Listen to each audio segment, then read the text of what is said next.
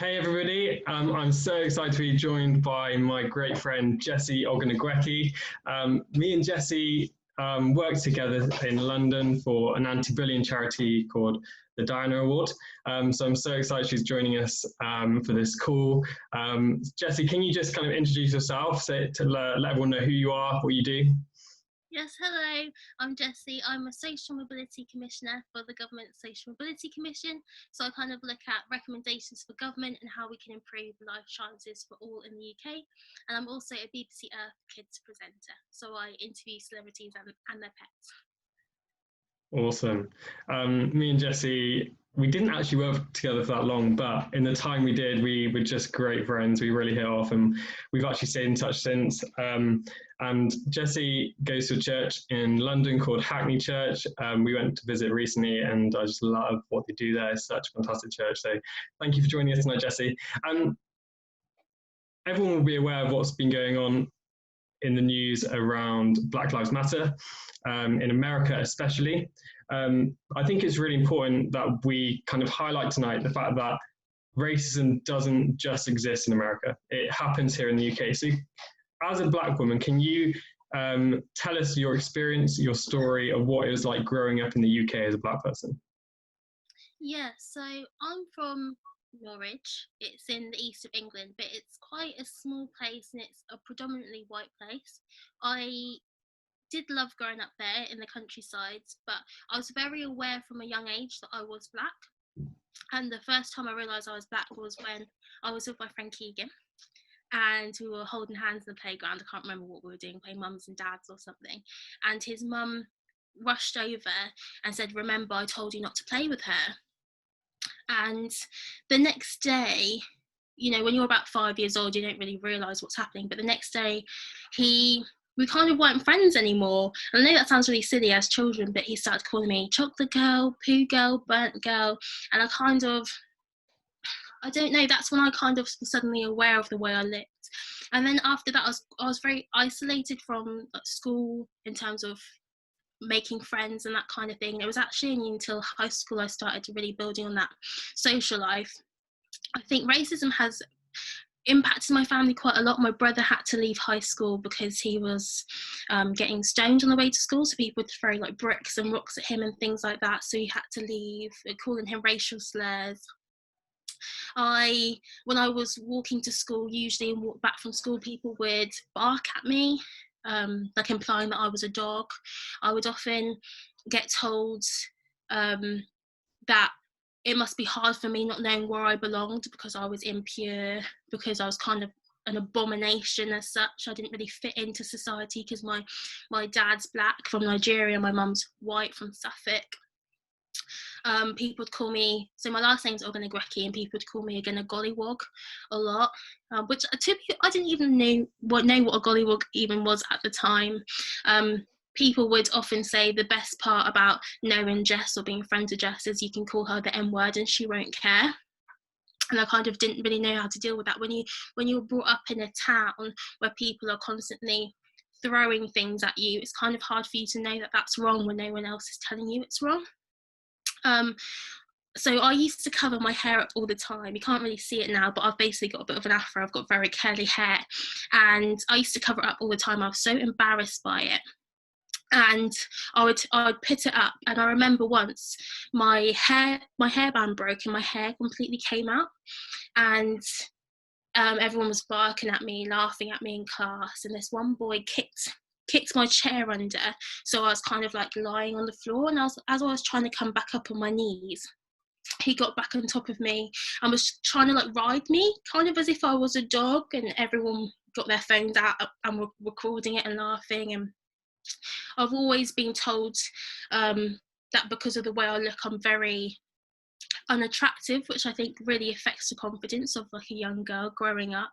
But I get told by boys a lot that they would have to disinfect themselves if they ever touch me and that kind of thing. So it's kind of just always, I've been very, very conscious of my race from such a young age, and I think it plays into so many aspects of my life now.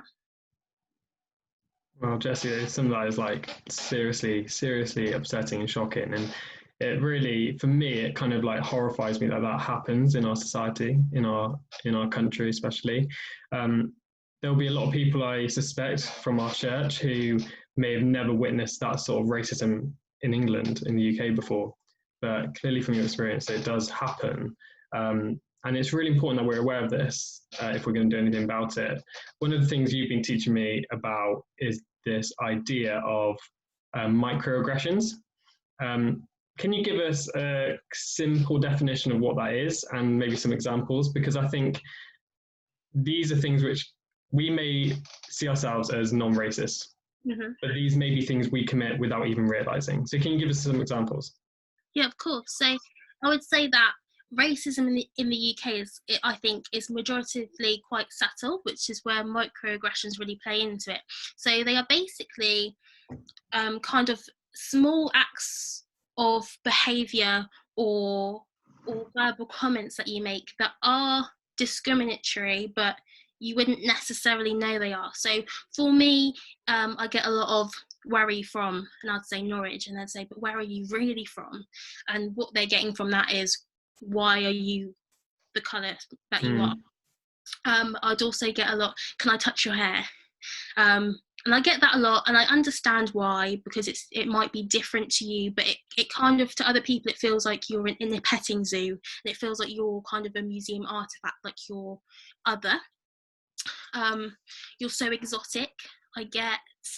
And like some like over sexualized horrible ones, which are kind of like, I would love to try you, as if I'm like a piece of chocolate almost. Like, I would love to try a black girl. I think that's quite common. Or small things like people assuming, not like I ever would, but do I have any drugs on me if I'm walking down the road? Like, do you have any weed? Which is again insulting, but common, happens a lot. Thank you for sharing. I think it's so eye-opening for me, especially because these are things which I've definitely witnessed and possibly even done myself. And it's important that we stop doing these, because that is playing into this kind of racist society. One thing I've been seeing a lot on social media is this kind of like debate between using the phrase Black Lives Matter versus All Lives Matter. Can you give us some insights what it means to you when you hear or see somebody say All Lives Matter? Yeah. So when after George Floyd's death, when this sort of came around, my mum was the first person I heard who used the term All Lives Matter, and I kind of understood that it came from the Black Lives Matter slogan, as it were.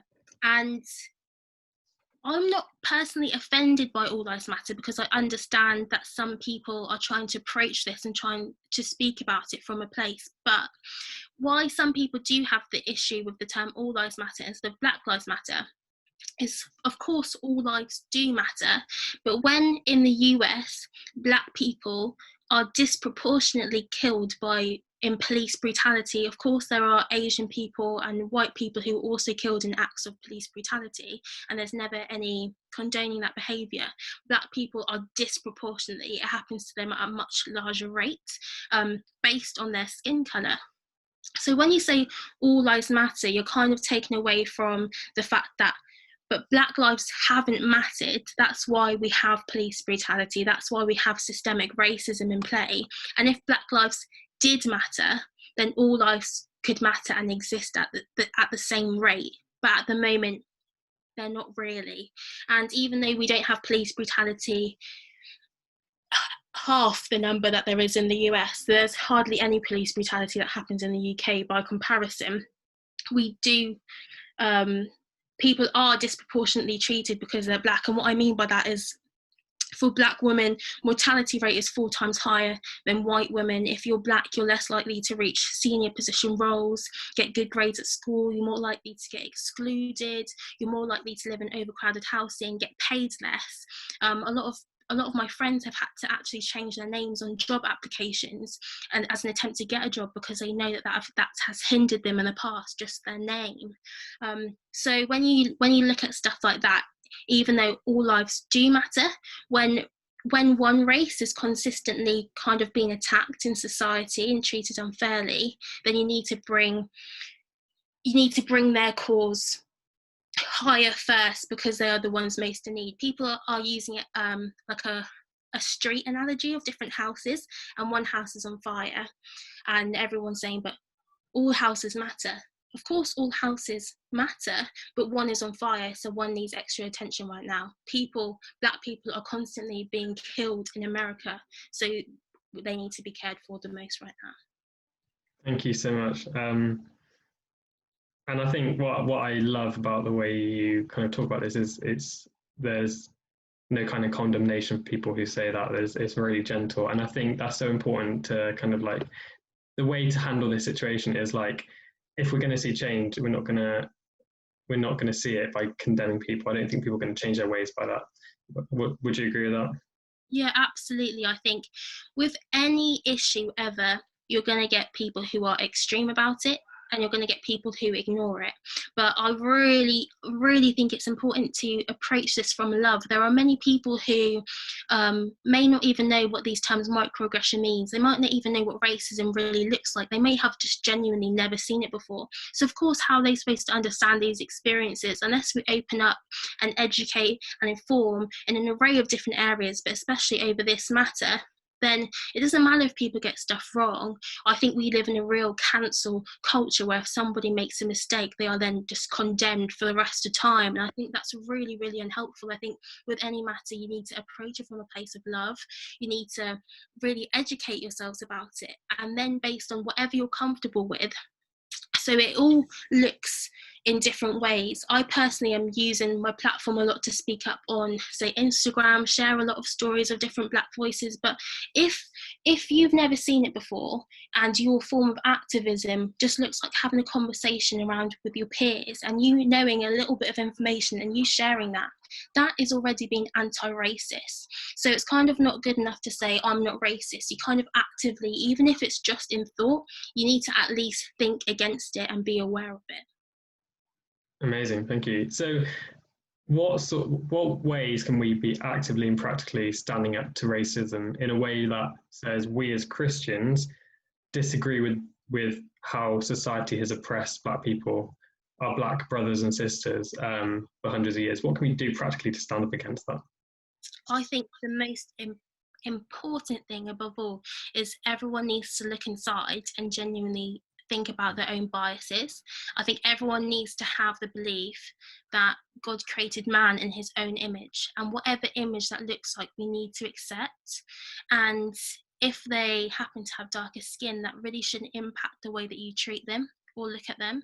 There have been times where I'm walking down the road and I know someone will actively cross the road just to get out of my space, and then I'll see them later on and they would have crossed back. They just didn't want to communicate with me. And I think if you're one of those people that know that inside, there's no shame. We all have prejudices, like in society. A society's built on them. It might be either your own experiences or family members sharing this with you, but look at your own prejudices. Do you look at a group of people the way that somebody looks and treat them differently? And if so, why? Why is that? We need to debunk that in ourselves. And then afterwards, we need to approach people from a place of love. If you don't know people, but you might know of someone, maybe just reach out. I don't know anyone that's upset about talking about their own personal experiences. I think that it's really important for us to all educate ourselves on human rights issues. My mum has just brought 2 books. She's brought Why I'm No Longer Talking to White People About Race by Oghenegweke Lodge, and she's also brought Me and White Supremacy, just to kind of understand her own relationship and maybe her own privileges in society and maybe things that she doesn't quite know about. There's also an opportunity to donate to families of people who have unfortunately lost their lives and are kind of fighting battles for them. So for attorneys, there are bail funds for people who are protesting in America right now that you can give to. But me personally, I've been trying to look at any Black businesses, for example, that are selling books or are selling anything I need, like even skincare, and trying to just give them a little bit of extra support during this time, especially during COVID. And so there are just really small things you can do, and I think the most practical one is to get on Google and have a conversation with one of your loved ones. Amazing, amazing. So many ideas there, and I think the gist is start with yourself, reflect on your own, and even the smallest difference or smallest change we make can make a huge difference in society. But also, don't be too hard on yourself. Yeah. Like, we are all human beings, which means we all make mistakes. We've all done things in the past that have impacted somebody negatively, whether we're aware of it or not. So I think just be really honest with yourself, but more than anything, don't beat yourself up. Like every day. Jessie, thank you so much. I can't thank you enough for joining us for this meeting. Would it be okay if I prayed for you to finish? Oh, yes, please. Thank you so much. All right. King Jesus, I just want to thank you for the voice you have given Jessie and the position you've placed her in government, in the media, and I pray that her voice would be one that is heard by many, and that it would be a message of love, reconciliation, and people, through the way Jessie speaks, they would hear your voice as well. So Jesus, just fill her with your spirit, and we pray that you would send a wave of your spirit over this world, and we would see justice for our Black brothers and sisters. In Jesus' name, amen. Amen. Jessie, thank you. Thank you so much. It's been great chatting to you. See you soon. Thank you. Bye.